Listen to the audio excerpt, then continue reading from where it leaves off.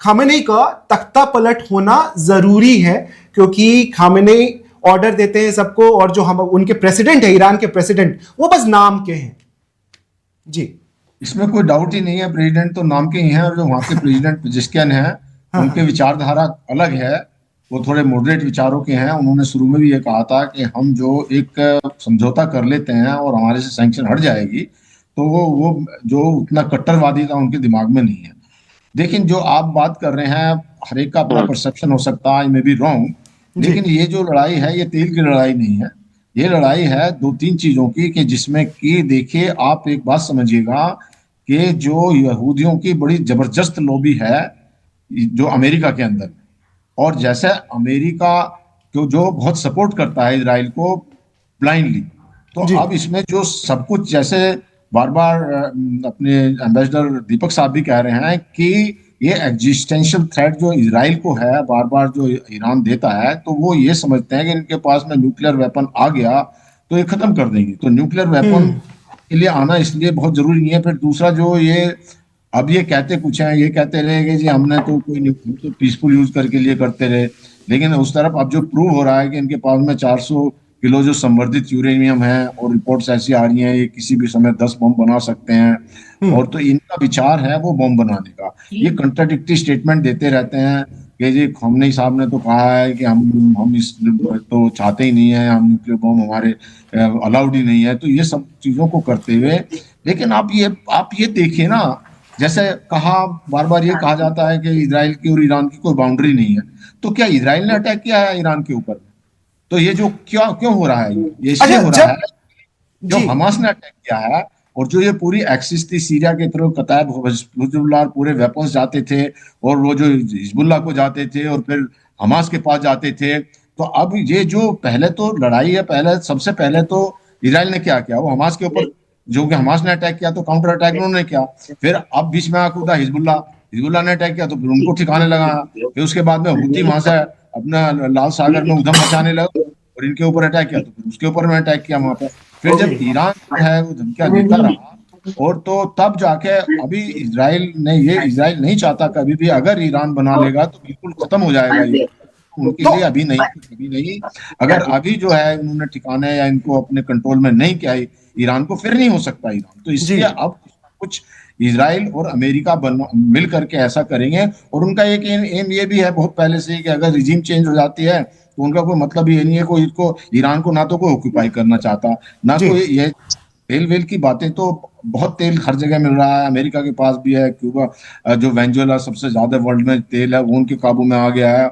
लेकिन ये तेल की लड़ाई नहीं है, ये तेल लड़ाई है अभी जो धमकी देता है ईरान। और इमरान ने कहा कि हमने एक 7,500 किलोमीटर की एक मिसाइल का वो बैलिस्टिक कर मिसाइल, जी जी 1,000 किलोमीटर तक भी जाएगी, और अमेरिका की भी उसकी जद में आ जाएगा। जब इस तरह की धमकी अमेरिका को, इसराइल को मिलेगी, तो अब ये बताइए कि और इनके जो बाकी जो इनके स्लीपर सेल्स हैं और जो जिहादी हैं वो तो चारों तरफ घूमते ही हैं। तो इन हम्म बातों को देखते हुए अभी खतरा इसराइल को भी है, अमेरिका को भी है। तो इन बातों को देखते हुए अपने को बचाने के लिए ही ये सारा कुछ हो रहा है, जो कि इसराइल ने, अभी अमेरिका क्या कहता है, अमेरिका जो जो जो joint comprehensive plan of action था, उससे अमेरिका उस समय अलग क्यों हुआ? उन्होंने कहा कि भाई इसके अंदर में सिर्फ न्यूक्लियर की बात नहीं होनी चाहिए, ये जितने प्रॉक्सीज हैं इनकी भी बात होनी चाहिए। तो प्रॉक्सी को हम्म इन्होंने बंद नहीं किया। अभी प्रॉक्सी, मिसाइल और न्यूक्लियर, न्यूक्लियर में भी जो बना रहे हैं वो भी, और जो बनाया वो वापस दो। तो ये सारे 4 पॉइंट हैं उनके। अभी मान लिया इसराइल ने जो जिसको कभी जो कह देगा, लेकिन ईरान बंद नहीं करेगा न्यूक्लियर प्रोग्राम। वो न्यूक्लियर प्रोग्राम जब तक ये रिजीम चेंज नहीं होती है तो ये जी न्यूक्लियर प्रोग्राम चलता रहेगा। तो मिसाइल एक ये बनाते रहेंगे, 3,000 इनके पास में है, ड्रोन इनके पास में है, और अपने जो प्रॉक्सीज हैं उनको भी ये मजबूत करते रहेंगे।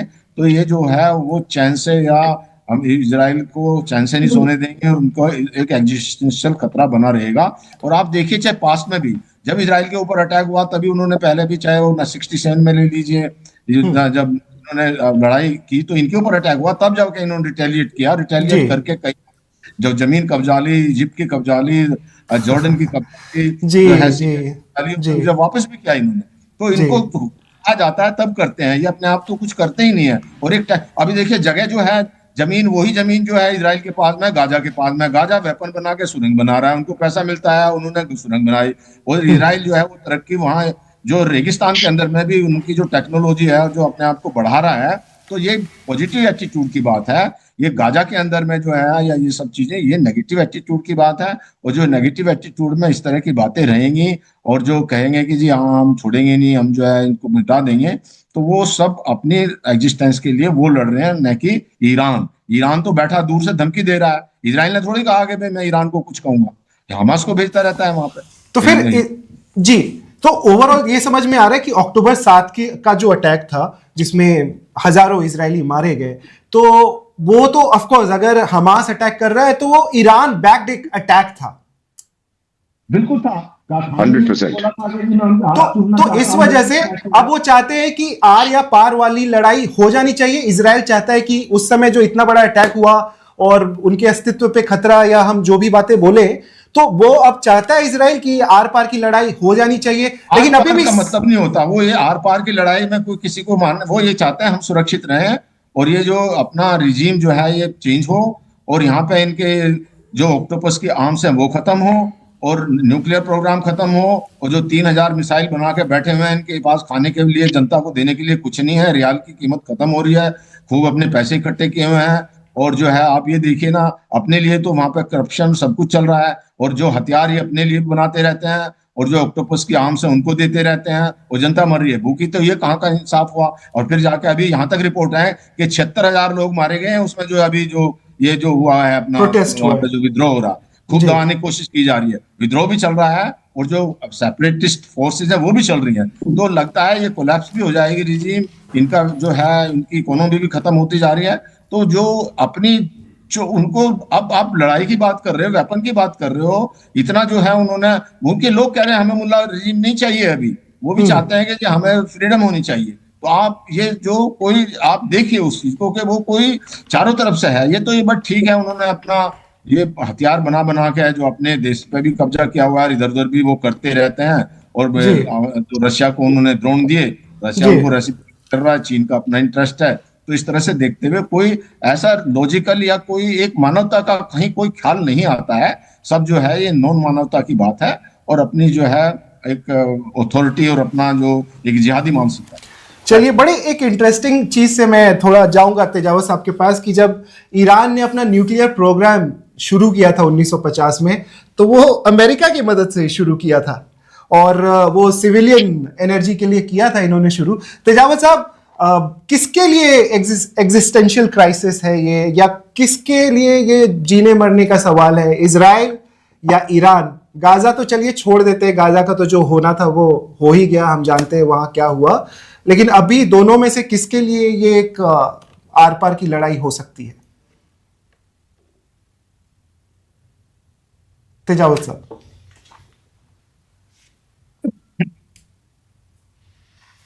तेजावत सर, आप सुन पा रहे हैं? देखिए, मेरी आवाज आ रही है ना? जी आ रही है, जी अब तक आवाज जी बिल्कुल आ रही है। एग्जिस्टेंस की लड़ाई अगर किसी के लिए है तो वो ईरान के लिए ही है। अच्छा, अब आज ये भी यकीन हो गया है कि जो अमेरिकन प्रोपेगेंडा इतना ताकतवर है कि वो ब्यूटीफुल माइंड्स को भी डिस्टर्ब कर सकता है, ये लगभग वोरा साहब गया है। एंड बंसल साहब, you can pitch in when you want. जी तेजावत साहब। जी, मुझे नहीं मालूम ये कितने साल ईरान में रहे हैं, उस एरिया में 20 साल तो मैं रहा हूँ। चलिए, अगर इतना इफेक्टेड हो सकता है, जी तेजावत साहब कंटिन्यू। शायद मुझे कुछ जानकारी है। माहौल तो कभी कहीं नहीं गए दीपक बोरा साहब, ना कि ज्यादा यात्रा करने से ज्ञान की प्राप्ति होती है, पर केवल ज्ञान प्राप्त करने का अकेला वही साधन नहीं होता है। किताबें, फिलॉसफी को छोड़िए सर, सच्चाई आप देखिएगा। चलिए बोलिए, मैं सुन रहा हूँ। बोलने तो देना पड़ेगा आपको। बिल्कुल 100%, वो हमारी फिलॉसफी है। बोलिए। बोलने ही नहीं देंगे तो फिर नहीं सर, डायलॉग नहीं हो पाएगा, वो तो फिर एक तरफा हो जाएगा, है ना?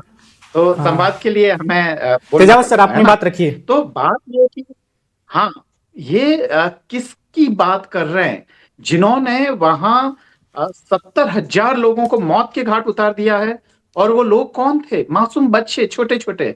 आपको वो याद होगा वो वीडियो जिसमें कि एक 5 साल का जो बच्चा है वो अपनी 2 साल की बहन को हॉस्पिटल में एकदम खून से लथपथ वगैरह, ये है। मुझे लगता है कि हिटलर के बाद में इतना घिनौना काम किसी ने नहीं किया है, और हम उसको सपोर्ट कर रहे हैं।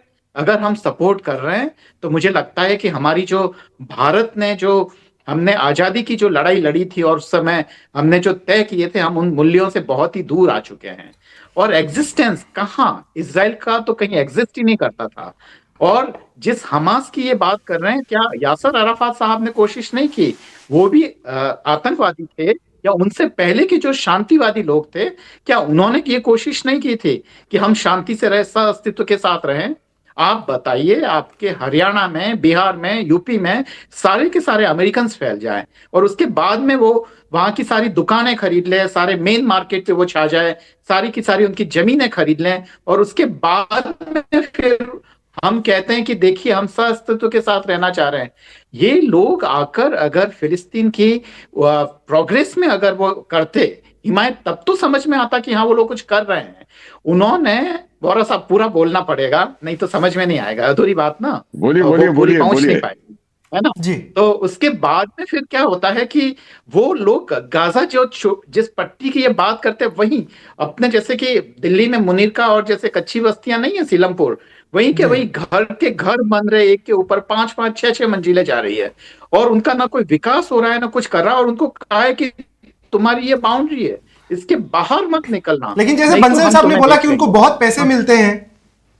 कोई नहीं मिलता है सब, कोई बातें नहीं है इसमें, कोई तथ्य नहीं है, है ना। और मैं एक और बात करता हूं नगन साहब, है ना, I am sorry, I am not willing to be impolite, पर उसके बावजूद आप देखिए, और जिन किडनैपर्स की बात कर रहे हैं, जिन्होंने वो हमास के जिन किडनैपर्स की बात कर रहे हैं, कहाँ गए वो किडनैपर्स? आपने 2-4 किडनैपर्स को भी पकड़ा हो तो बताइए, और उसके बदले में आप 60-70 हजार लोगों को मौत के घाट उतार देंगे, और हम उसको कहेंगे कि ये एग्जिस्टेंस की लड़ाई है? बिल्कुल नहीं है, ये एग्जिस्टेंस की लड़ाई नहीं है, ये मानवता पे हमला है। छोटे छोटे, मैंने खाली एक बात बताई है कि एक छोटा बच्चा खून से, बच्चे हैं, बूढ़े हैं जो वहां से भाग नहीं पा रहे हैं, चीजें हैं, और उसके बाद में वो रास्ता दे रहे कि तुम लोग वेस्ट बैंक चले जाओ, हम ये पूरा का पूरा जो गाजा है ये तो हम कंट्रोल में करेंगे। ये खाली एक बात कह रहा हूं, और उनके खिलाफ बोलने वाला एक देश नहीं है पूरी दुनिया में, अगर आप ढूंढोगे तब भी कोई नहीं मिलेगा। बड़े बड़े ताकतवर देश एकदम मूक दर्शक देख रहे हैं। मानवता के खिलाफ तो ये बहुत बड़ा हमला है ना, ये मैंने आपको बहुत छोटे में बताया है। और जहां तक भारत सरकार का स्टैंड है, पूछिए सरकारी लोगों से, भारत सरकार हमास को आज तक आतंकवादी संगठन नहीं मानती है। यासर अराफात साहब और भारत सरकार के क्या रिश्ते रहे हैं, ये आपको पता होना चाहिए। फिलिस्तीन के लिए भारत ने कहां कहां आवाज उठाई है, ये पता होना चाहिए हमें। तो भारत सरकार तो आज भी, और वहां से कितने ही लोग फिलिस्तीन के आते हैं, हर 5वां फिलिस्तीनी हमास से जुड़ा हुआ है। हम तो उनको आतंकवादी नहीं मानते, यहाँ वो बच्चे पढ़ते भी हैं, और उनका किसी न किसी तरीके से उनका या उनके फैमिली वालों का संबंध हमास से है। तो केवल ऐसे नहीं होता है कि केवल आप एक जो मिडाइवल स्टाइल का नेशनलिज्म को अपने सिर पर उठाकर घूमते रहे। Subscribe to One India and never miss an update. Download the One India app now.